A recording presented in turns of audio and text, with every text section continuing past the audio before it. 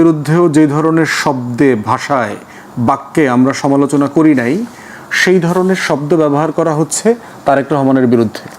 তারেক রহমান এখানে খুনটা কিভাবে করাইছে, যে মরছে সেও তার দলের, যে মারছে তাকেও বলা হচ্ছে তার দলের।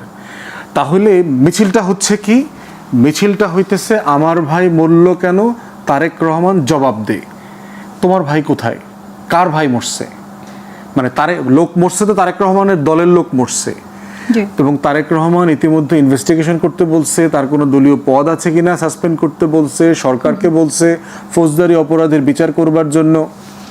এবং দেখেন এটার বিপরীতে কি হইল, বুয়েট, চুয়েট, ঢাকা বিশ্ববিদ্যালয় বিভিন্ন জায়গাতে একদম ব্যানার ছাড়া মিছিল দেখলাম, ডজন ডজন মিছিল তারেক রহমানের বিরুদ্ধে।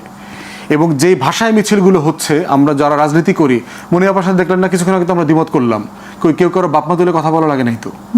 আমরা ঐক্যমত্য কমিশনে প্রত্যেক দিন বিএনপির সাথে দ্বিমত করছি, জামাতের সাথে দ্বিমত করছি, এনসিপির সাথে দ্বিমত করছি, কিন্তু কাউকে তো স্ল্যাং ব্যবহার করতে হয় না, গালি দিতে হয় না।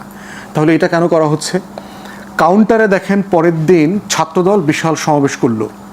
ছাত্রদলের সমাবেশ থেকে স্লোগান দেওয়া হচ্ছে জামাত শিবির রাজাকার, এই মুহূর্তে বাংলা ছাড়। এক শিশির 2 সিপি জামাত আর এনসিপি। অন্য জায়গায় দেখলাম বিএনপির একটা জায়গা থেকে তুমি কে আমি কে বাঙালি বাঙালি। এই স্লোগানগুলো কিন্তু বিএনপির স্লোগান না, এগুলো হচ্ছে আওয়ামী বলা বয়ানের স্লোগান। আর জামাত শিবির রাজাকার কিসের ভিত্তিতে রাজাকার? কোন ডেফিনেশনে? রাজাকার তো একটা অক্সিলারি ফোর্স, পাকিস্তানের আর্মি যুদ্ধের সময় বানাইছে, পত্রিকায় বিজ্ঞাপন দিয়ে মাইকে মাইকে ওয়াজ করে লোক রিক্রুট করছে, বেতনভুক্ত একটা ফোর্স। এবং এই ফোর্সের একটা তালিকাও কিন্তু আওয়ামী লীগের সময় প্রথম দফা প্রকাশ করা হয়েছিল, 10,000+ রাজাকারের তালিকা করেছিল। তাহলে সেই তালিকা মোতাবেক আমরা দেখলাম 8,000-এর মতো হচ্ছে আওয়ামী লীগ করে লিস্টেড ওই রাজাকারদের তালিকার ভিতরে, 2,000 সামথিং হলো বিএনপি করে, জাতীয় পার্টি কিছু করে, জামাতের দেখলাম 35-37 জন। তাহলে রাজাকারের দল যদি কাউকে বলতে হয়, আপনি আওয়ামী লীগকে বলবেন রাজাকারের দল, তুলে ওই ডেফিনেশনে তো বিএনপিও রাজাকারের দল, জামাতও রাজাকারের দল। ধরেন এরা সবাই রাজাকারের দল, বাংলাদেশের কোনো নাগরিককে কি আপনি বাংলা ছাড় বলতে পারেন কিনা? সে যদি ফৌজদারি অপরাধ করে, যেমন আমরা কি বলছি যারা আওয়ামী ফ্যাসিবাদ করেছে তাদেরকে বাংলাদেশ থেকে বিতাড়িত করতে হবে, এই কথাটা কি আমরা বলছি না? তাদের বিচার চাইছি যারা যারা ফৌজদারি অপরাধ করেছে। আমরা আসলে একদম শেষ প্রান্তে চলে আসছি, শেষ করে ফেলছি।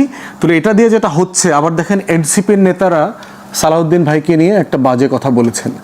তাহলে দেখেন যে একজন, আবার বিএনপির একজন নেতা চরমনায়কে বলছে চরের দল, আবার সেই দলের আরেকজন নেতা বলতেছে যে টাকা তোলে পল্টনে ভাগ যায় লন্ডনে।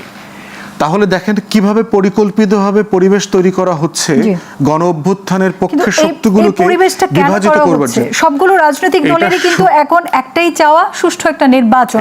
যদি সুষ্ঠু একটা নির্বাচনই আমাদের সবার চাওয়া হয়, তাহলে আমরা জানি যে ঐক্যমতে না আসলে সুষ্ঠু নির্বাচন সম্ভব না। তাহলে কেন এটা হচ্ছে না? কেন আমরা একসাথে আসতে পারছি? প্রথম কারণ হচ্ছে যারা চায় না গণ অভ্যুত্থানের পক্ষের শক্তিগুলো একত্রিত থাকুক, পার্টিকুলারলি তারেক রহমানের সাথে প্রফেসর ইউনূসের মিটিংটা যারা চায় নাই, এই অংশটা হচ্ছে এই কাজটা করতেছে বেশি করে। আমি এটাই বলবো।